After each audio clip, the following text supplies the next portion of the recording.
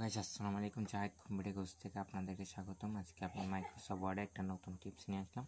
সেটা দেখার জন্য আমি এর আগের ক্লাসে টেবল কীভাবে ইনসার্ট থেকে টেবল কীভাবে ক্রিয়েট করে সেটা দেখার জন্য আজকে হলো টেবল কীভাবে শর্টকাট করবে, আবার টেক্সটে কীভাবে টেবল কনভার্ট করবে সেটা। টেবল শর্টকাট করার জন্য জাস্ট কিবোর্ড থেকে প্লাস মাইনাস দিতে হবে, প্লাস মাইনাস এভাবে দিতে হবে। মাইনাস যত বেশি দিবেন কলমটা তত বেশি হবে। জাস্ট আমি প্রথম শুরুতে যদি প্লাস দিতে হবে শেষে প্লাস দেবে, তারপরে এন্টার যদি না আসে, এন্টার দিলে যদি না আসে কন্ট্রোল এন্টার দিবেন একসাথে। আমার এখানে এন্টার দিয়ে চলে আসছে, স্বাভাবিকভাবে এন্টার দিয়ে চলে আসে।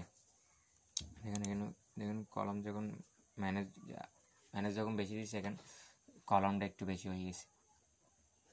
সেম কাজটা এখান থেকে করতে পারবেন, ডিজাইন থেকে লেআউট থেকে করতে পারবেন সেম কাজটা। আর যদি এখানে আরও কলম যদি আরও বেশি করতে চান তা জাস্ট ট্যাপ বাটন দিয়ে একটার পর একটা আসতে থাকবে।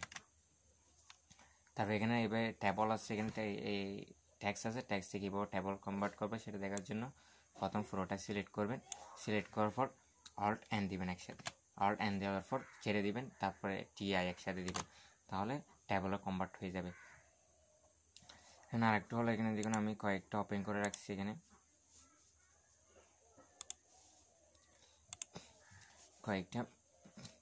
কয়েকটা সফটওয়্যার ওপেন করে রাখছি। এখান থেকে যদি আপনার যে কোনো কাজের ক্ষেত্রে যে কোনো অফিসে কাজ করবেন, তখন অফিসে কাজ বাদ দিয়ে অন্য কাজ করলে যখন হঠাৎ যদি আপনার যে কোনো একটা বড় ওজন আসলে, যখন বস চলে আসছে তখন হঠাৎ কীভাবে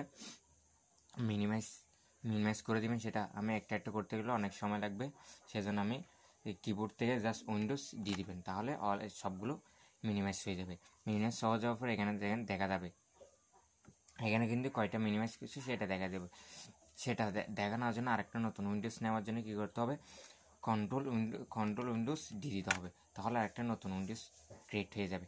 উইন্ডোজ যখন ক্রিয়েট হয়ে যাবে তখন এটা আবার যদি আবার পুরোটা আগেরটা যদি আবার লেফট অ্যারোকে যখন দিবেন এটা চলে আসবে।